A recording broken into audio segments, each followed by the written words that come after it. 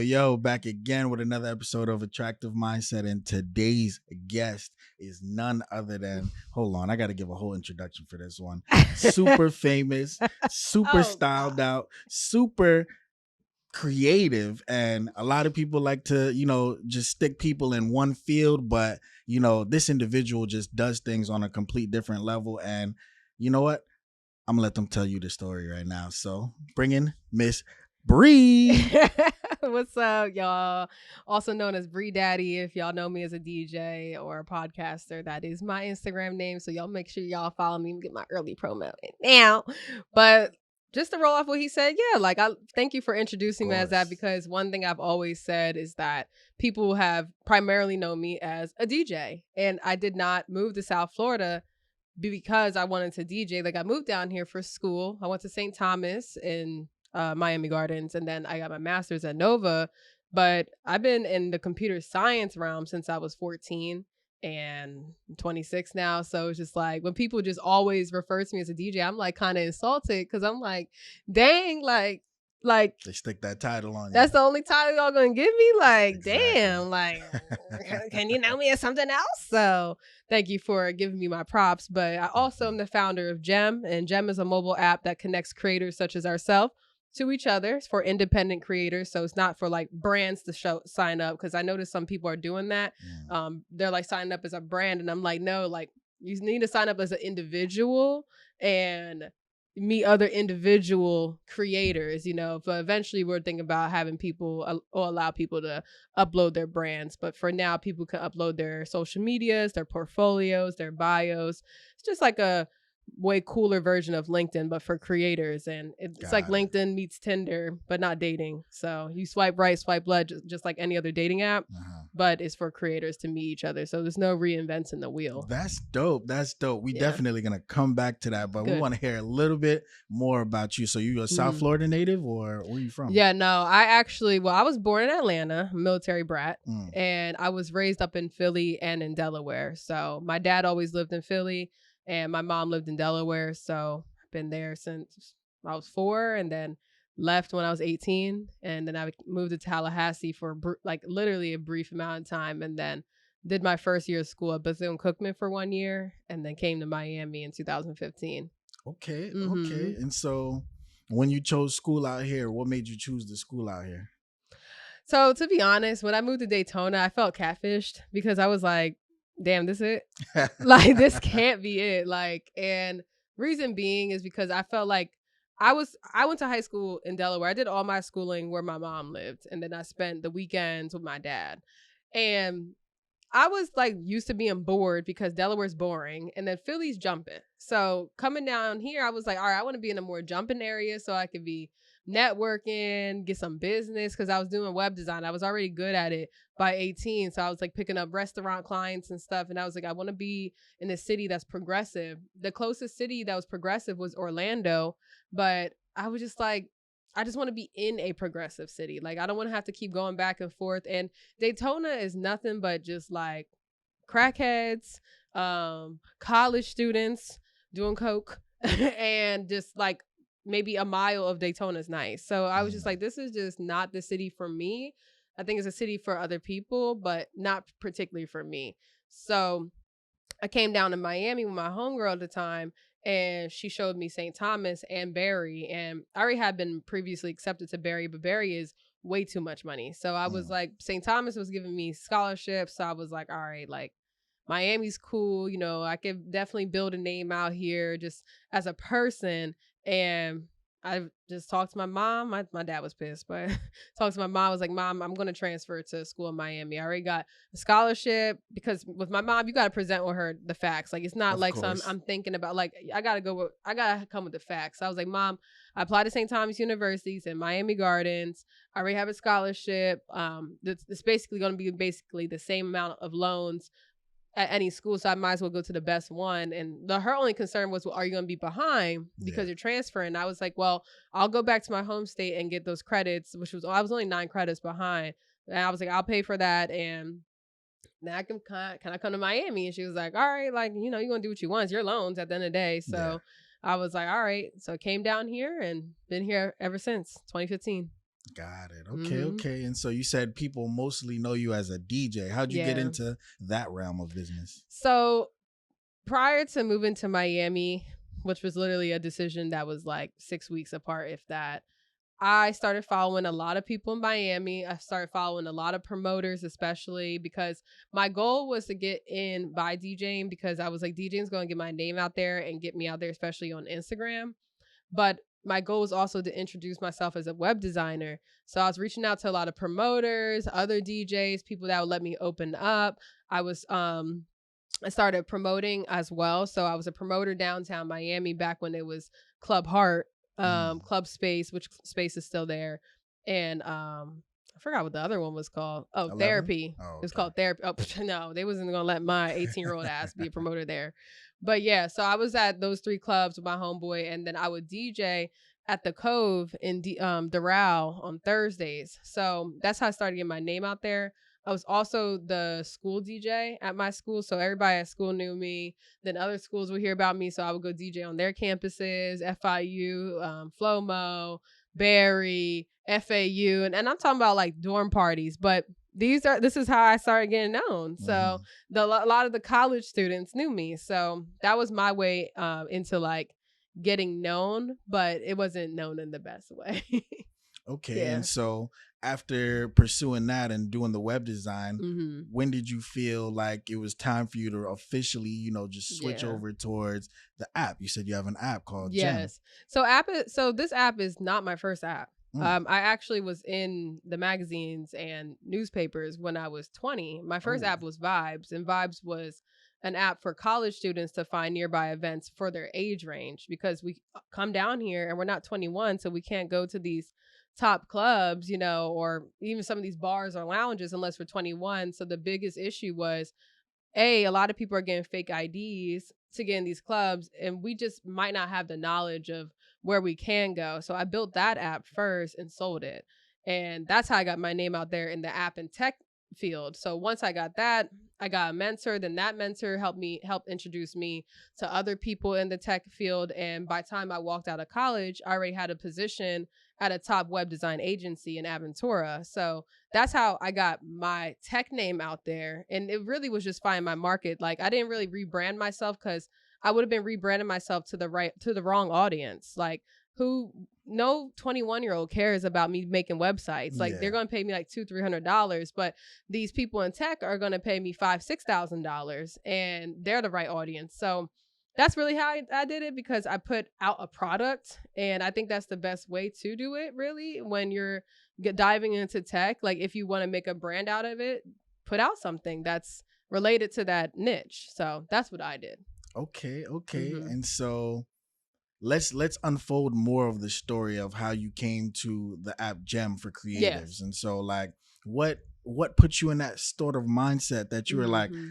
I gotta connect people? Yeah. So my issue was that how long it took me, just on the creative side, not even excluding the tech side, how long it took me to get my name out there as a DJ and actually make some real money was ridiculous. Like, I don't know if it was because I'm a Black woman, or I'm also a masculine presenting woman as well, but like, I just felt like, at the end of the day, just like what everybody says, like, your net worth is your net worth. Of course. And I felt like it was really hard trying to find a network out here, because I had to do a lot of trial and error. And I want to eliminate that. Like, if people can come on this app and find exactly what they need and the kind of people they're looking for, then it's a win-win. I'm connecting people, and they're going to eventually make money, whether it's a client and a creator, or two creators coming together like you two, like building this podcast, or a creator looking for a mentor, because you can find mentors on the app too. Mm. So I just put my real life experiences and problems into the solution, and that's why Gem came about. So really just making sure that it's easy for creators all over eventually to be able to tap in and kind of have like a creative wallet. Like, oh, I know I can hit up this person for photography, or this person to DJ, or this person for a web designer. As in, we don't have an app to connect creators at all. There's nothing for creators. So Got it. And so I want to go a little bit more into the business side of it now. You said sure. something earlier that was definitely interesting. And so, Mm-hmm. you said, yeah, maybe people will pay me $200, $300 for a Right. website. But in this field, I for the same thing, I get paid five, Mm-hmm. $6 grand. So break down like, just the world of tech. I feel like I Yeah. don't really know a whole bunch about it. Tech is huge. Tech is just as big as the medical field. So it really depends because, like, for me, I'll tell you what I do. So, like, professionally, I do project management consulting. So I manage a team of software engineers on in different companies to execute certain projects. But it really depends. Like, so when we're talking about like breaking down tech, like tech is huge. Like there's project management, there's product management, there's account management, there's software engineering, there's front end engineering, there's back end engineering, there's, quality assurance where you're testing apps. There's QA testers where you're not testing them and so technically, but you're just testing the functionalities. Like anybody can be a QA tester, but it really depends. Like, what part of tech would you like for me to dive into? Just your part. That's fine. Okay, so my part, I'm a project manager. I'm a certified Scrum Master, and a certified Scrum Master, we manage projects in a agile methodology, which is when you get something done every 2 weeks. So you meet up with the team and you discuss how many things can we get done this week, or well, every 2 weeks for us, and what's our rollout plan. So for example, with Gem, I'm just going to use this as an example. I want to eventually add a payment system, so people can pay each other through the app.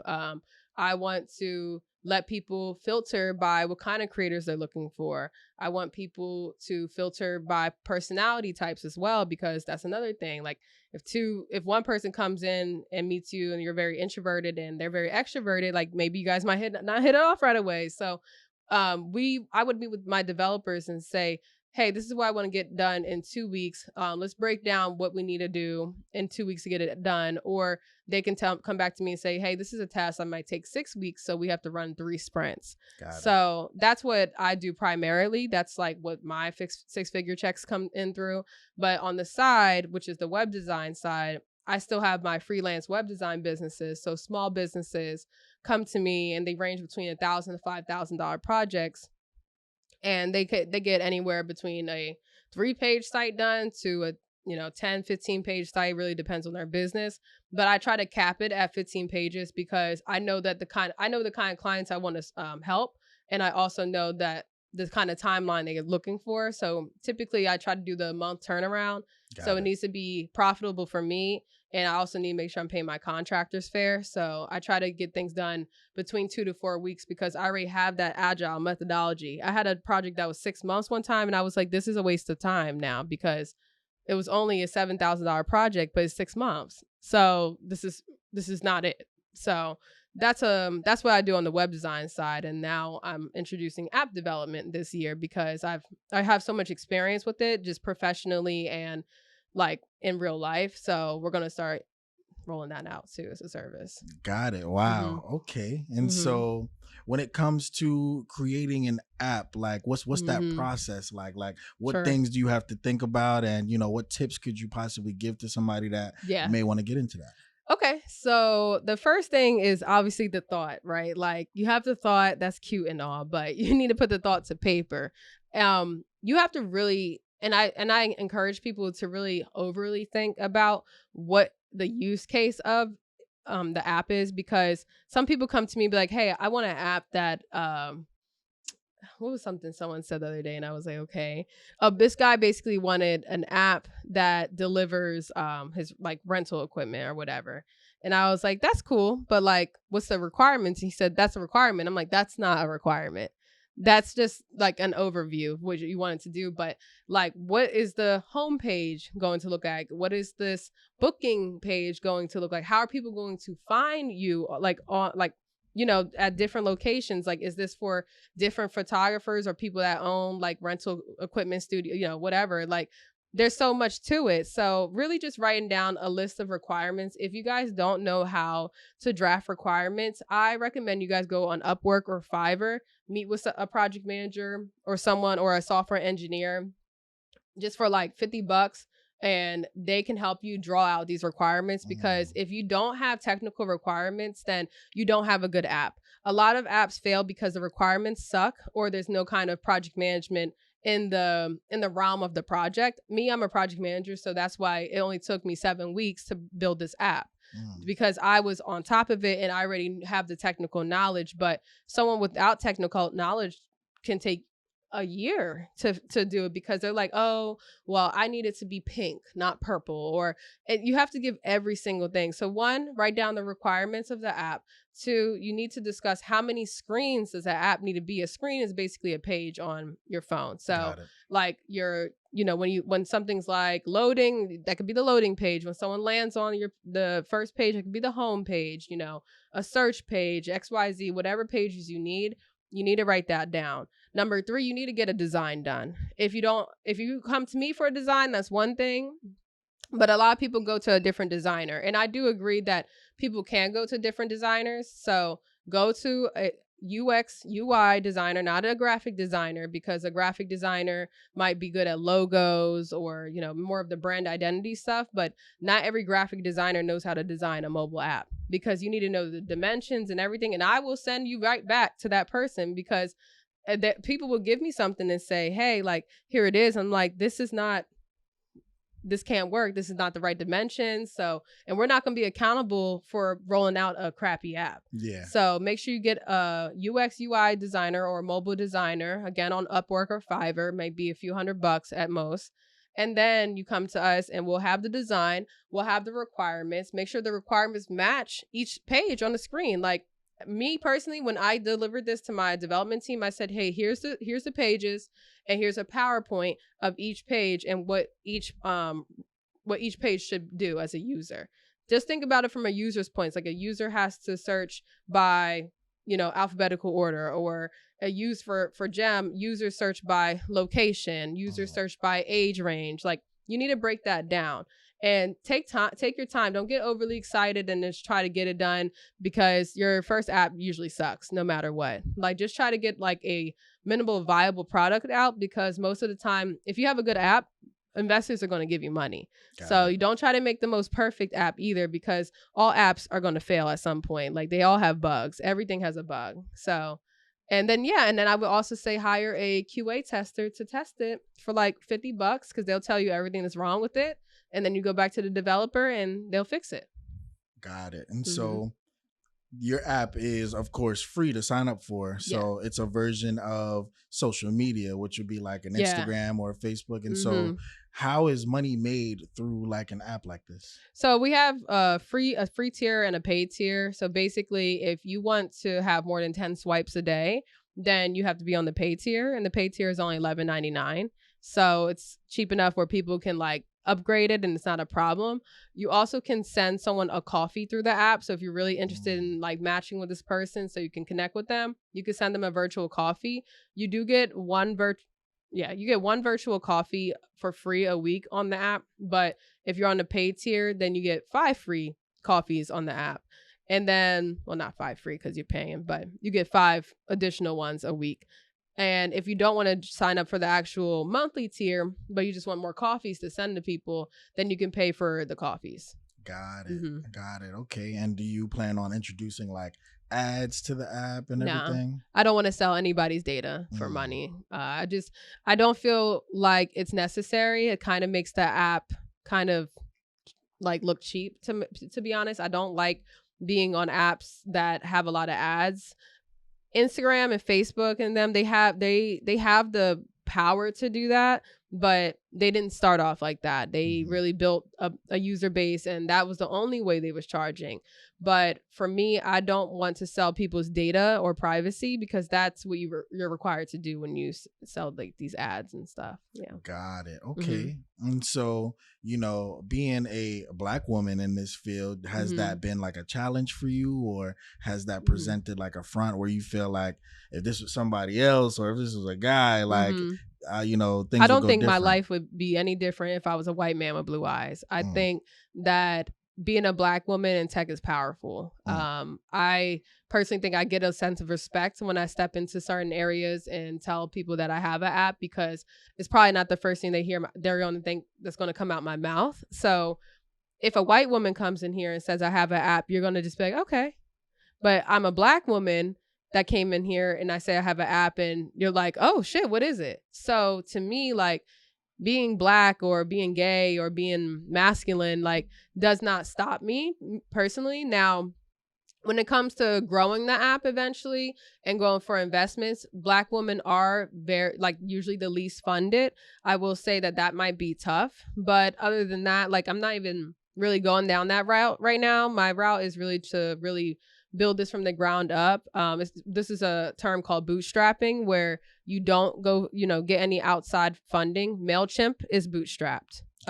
A lot of people know what MailChimp is, and they're worth a lot of money. And I believe ConvertKit is too. And they make a lot of money, like, in profits. So I've seen other companies do it with less. So me personally, I also have a CTO whom is white and lives in Massachusetts and has over 20 years of development experience. And then my development team is in India. So we don't have really high costs. So right now we're going into a profitable year. So I don't think I have ran into issues that make me feel like, oh, if I was white, like, because I don't even look at it like that. Like, I think I actually am very powerful because I'm black and gay. So I like that. Yeah. That's definitely beautiful. And so when you say, like, you're looking for investors and everything, what's a state of the app? Like, what would you need it to be at before you take on like the investors and stuff? If I was to take investors, they would have to be the right investment team. There's, all money ain't good money, like, and I'm gonna say that again, all money ain't good money. Facts. So, because you wouldn't just take any money from anybody, like not me at least. So how I look at it, if I go with an investment team that does back other black people, because I don't want to be your first little black person on your investment team, because you might treat me some kind of way or think that I'm like, I need you when I don't. I would want to get investors that have experience funding black women, especially funding consumer tech apps, because this is a consumer tech apps, or social apps, because their team is supposed to help you grow.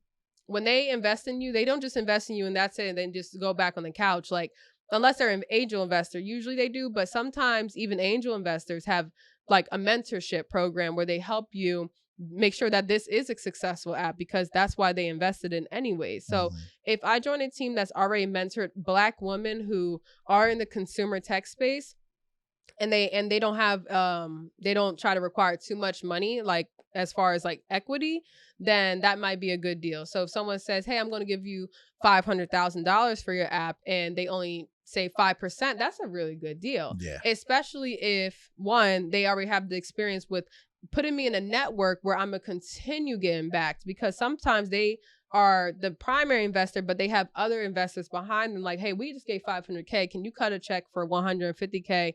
And that other person, and then someone else cut a check for $100K.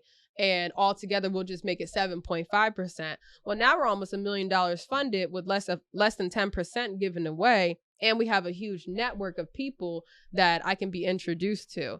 I'm already in a network and I don't have investors, but because I am friends with investors and developed a relationship with investors, especially in Miami down here, I've been given so much stuff for free. I'm already in Google for startups. I've already been given free money. I don't pay any infrastructure fees. Like, Wow. And this is because I've just built that network. So imagine what else you continue to do when you continue putting your foot out there. So that's the only way I would go about it. If it's at the point where I'm like, I'm not able to grow unless I need this money, cool. But to be honest, like, with this kind of app, as long as you really build on the keywords and get the downloads and make sure that the app is functional and have a good marketing rollout, like, it should be fine without it, at least for a year or two. Got it. Okay. Yeah. Okay. And so, do you still DJ or? Nah. Okay. I don't DJ like that anymore, because it's literally not going to make me as much money as me just sitting in my house and working. Like, when I DJ'd, I was charging anywhere, depending on the event, from $75 to $150 an hour.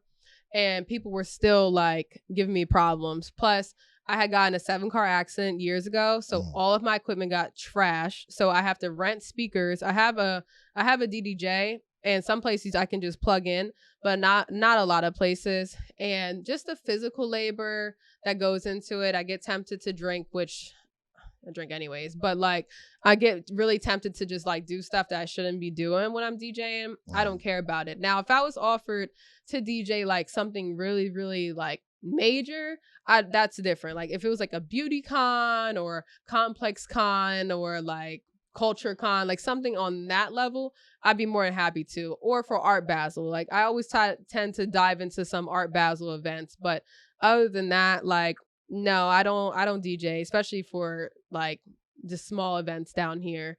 I don't care to, unless I'm just supporting somebody. Got If it. you do catch me DJing, it's because I'm just supporting somebody. But like other than that, no, because it's a lot of like mental and physical work, and I don't care to do it anymore. I like to do it at my crib. Got it. Yeah. Okay. And so you mentioned also having a mentor. How critical has that been for you in your scale of success? Oh, very critical. I had two of them. One of them was like career wise, and another one was like business wise. So Brian Brackeen, he actually used to be the owner, which he's still the founder because he founded the company, but he was the CEO of Kairos, and they're a artificial intelligence software and based in Miami. And he's from Philly, so he's from hometown. And he is like my goals. Like my goal really is to be a Black owned, millionaire, billionaire with a venture capitalist firm and still able to invest into other minority founders. That's what he does. So he tells me what investors look for. Now, him personally, I've never applied to be a part of his program because he invests more into like e-commerce and sustainability, like software or websites and stuff. And that I'm neither. But he has put me in contact with other investors that do invest in my space. So one is helpful because it helps me with my pitch deck and how I should present myself. And two, like he also runs, I don't know if you ever heard of Black Tech Week. Yeah. He's the founder. Oh, wow. Yeah. Okay. So he's my mentor. So he gave me free tickets. So that's something I'll be doing this year. And just having like that mentorship where someone really like wants to help you and it doesn't require much of their time or my time is great, because these people will put you on for free. You know what I'm saying? Now, career wise, I had a mentor who is someone that's only a couple years older than me, but she's already clearing like $450K in contracts, just having like 3 contracts that are tech. And she's just working them simultaneously, but within a 40-hour work week. And so when you say contracts, like, how do you, like, just for the people that don't know, because I don't know either, but how would you break down like an official contract, like from beginning to end? Like you get assigned something like for a certain rate. So like if you get contracted to do like, what you do, like videography or something, let's say you get contracted for a company for 6 months and they pay you $175 an hour for your work. Like that's a contract. So she picks up contracts. She's not a project manager like myself. She's a change and release manager, which is someone that monitors the software and sees if it's worth putting out to the public. She does that for 3 different companies, and I can't say her name because I don't want to get her in trouble, but she is reeling in over $400,000 a year on top of the fact that she's an investor. So that's already some other money. And she works like remote. She's always like, right today she called me. She's in London. Last week she was literally in Africa. 2 weeks before that she was in Dubai. And she just turned 30. And I met her here. I met her at Woods Hadburn. And we've been friends for 4 years. So she was like, at the time I was only making $48,000. I was 22. And she just knew my mindset. And she was like, Bree, you could be easily making 6 figures. Like, you like take this experience, but like pick up another contract. And I was like, what's that? And then she put me on and was like, go on LinkedIn, develop a relationship with recruiters, and they will, start talking to them about what you're looking for and go from there. So ever since then, I started doing it little by little, but I was scared because I was like, I had this loyalty issue where I'm like, well, I work full time here and, like I don't want to work another job and get in trouble. But you're dead ass allowed to do that. So I was like, wow. So now I'm put on game, and I personally right now work 1 main contract, but it pays me so much that I'm actually fine with not overworking myself. Last year I had 2 contracts and expired in June. So I was like, well, I'm going to take these next few months and work my app. So that's the only reason why I was like, let me just take my time and go back to this. But eventually, probably March or April, I'll pick up like another contract paying like 60, 70 an hour just so I can have some extra funds coming in. And I can also maintain the app and just enjoy like my life like I already do. Got So yeah. it. Okay.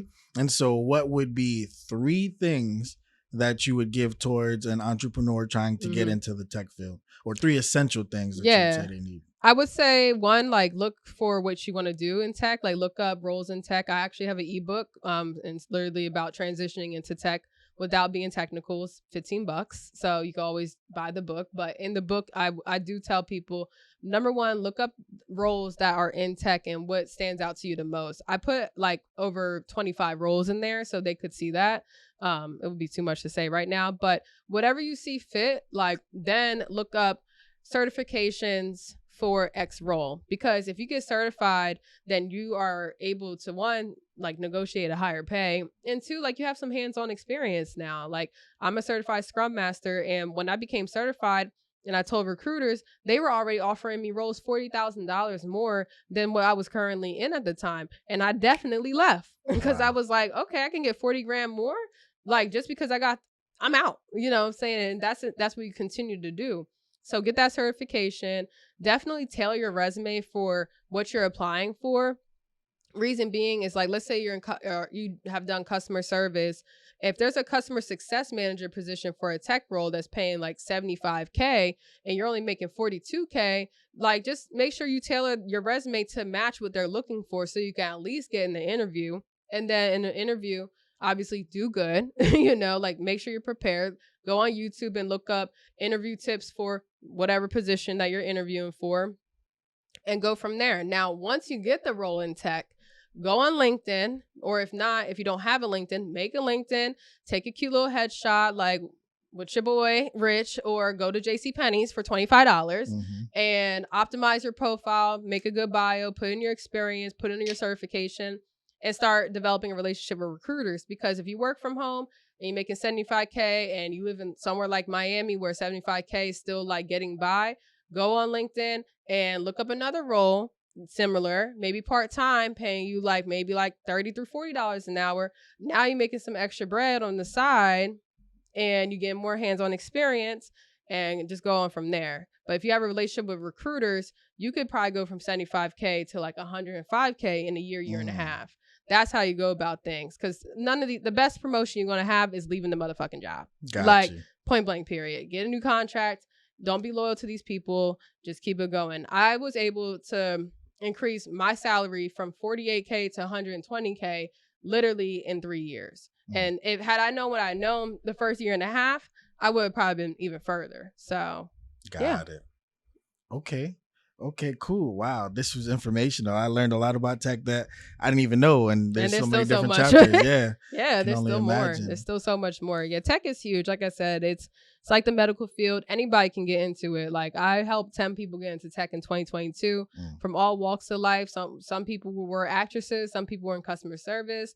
Some people had a degree, but it had nothing to do with tech. Like some people did have a tech degree, but they didn't have the confidence. Like you can literally walk into tech in all walks of life and you don't even need a degree anymore. Like that's the best part about tech. Like we are always looking for people that just have like the ambition and the motivation to be good at it. So, if you don't have like a real path and you're tired, and this is 2023, y'all, like property taxes is going up, which means that rent's going up more. If you really need something that's going to pay well, I would recommend transitioning into tech, because what's the worst that can happen? You make good money and then you have leftover money to invest in yourself somewhere else. Like it's the best route. And so with that being said, do you have any goals past, like, let's say, which it will, Gem, hits the threshold and it's, a grand app, worldwide, international, all that kind of stuff. Like, that was a situation that you did because you had an issue. And so you made an app to fix that issue. And so what would you want to do after that? So my goal is to sell Gem. I would like to build it up for the next few years But I would my original thought was like build it up and sell it, and that's still my thought. So I would want it to be in the hands of somebody that has had so much experience as a founder and a seasoned like development team. Like it's going to take a long time for the vision of Gem to go the way it would have to as a 3-person team kind of. But even with the investments and stuff, people always sell their stuff. Like a lot of people sell their stuff or sell their shares, just like my mentor did. Like he knew that he couldn't make the best AI tool when he doesn't have that much AI experience, really. Like he needs a seasoned product manager or a seasoned chief executive officer that's already ran different AI companies. I would want the same thing, like someone to come on board, or Match.com, like buy me out, because they already have all these swiping apps, and they can just find the same methodology but for creator network. So that would be my goal. It's not necessarily this year, but if it happened, we out. You know what I'm saying? Like definitely. But other than that, personal goal, I would like to remain plant-based. I want to lose weight, and I just want to be the best person I can be. I did a lot in 2022. Like I bought a house.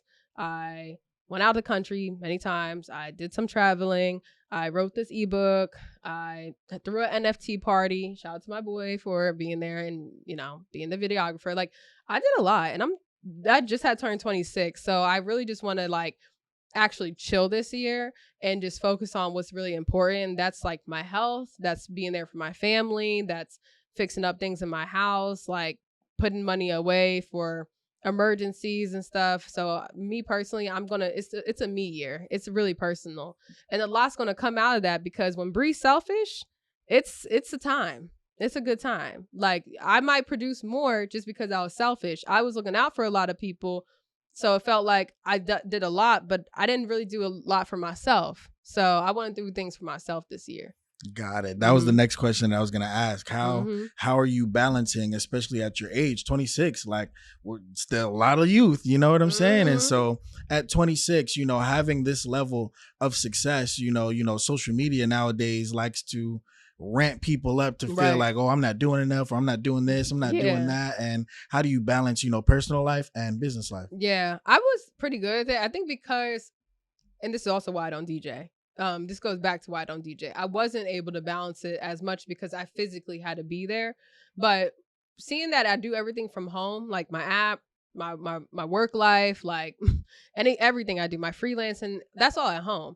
Even my podcast is going to be at home on the other side of my house, like in the pool where my pool table is. So for me, the balance isn't hard because, like, for one, I have really good friends. Like most of my best friends don't even live in South Florida, so we're really just like catching up on FaceTime and stuff, having a little wine night on FaceTime and stuff. I'm not in a relationship, so I don't have any time really to go and put in another woman at this point in my life now. And not by choice, but just like it still wasn't hard to maintain a relationship while doing everything. But this year I'm single. So it's like I don't have to put any time to woman. So that's even more time back, which wasn't much. And then another thing is like, I don't know, like I don't know what's fun nowadays. Like I don't like the club. Like everything I like to do is at home. So the balance wasn't hard. I still traveled. I went to the Bahamas. Did I go to Texas? Oh, I just came back from Atlanta the other day. It was in Philly. Yeah, like New York. Like I went a lot of places this year, 2022. So I don't think the balance was hard at all. Like I said, I think it was just hard when I was a DJ because you physically had to be there. And the fun days you want to go out, you're DJing. So I'm like, fuck that. Like, stay my black ass home. Okay, cool. So basically, as y'all can tell already, Bree has an attractive mindset. And so that's why, we just thank you for coming and just sharing your story on our show. If you liked the episode, please subscribe below. Definitely. Like, comment, share with other people. Who would you like to see on the show? But, as we say, we look good, we live good, life is good. Life's great. That's why I love tomorrow. And we talk back. But before we go, where can people find you on social media? Yes, y'all can find me on Instagram. It's Bree Daddy. It's BREE. It's actually 3 Ds. So just going to put that out there. BREEDDDA Wait, I messed it up. I just messed it I heard up. it and I wasn't gonna say anything. Yeah, I'm but... like, wait, I did mess this up. My bad, y'all. BreeDaddy. So it's 3 D's in daddy. I apologize. Y'all. It's been a long day, but y'all see me as soon as y'all put in BREED. Like, there's only one Bree Daddy down here in Miami. So that's it. You can follow me on Instagram. Everything else is like very personal. So got it. And then what's the name of your ebook again? And then the app. my ebook is called How to Transition into Tech Without Being Technical. That's on Gumroad. It's also in my bio on my Instagram. And my app is called Gem. You can literally go onto the App Store and type in Gem because we are highly ranking. So nothing else you have to type in, just JEM. Beautiful. And that's it. All right. And we are out of here.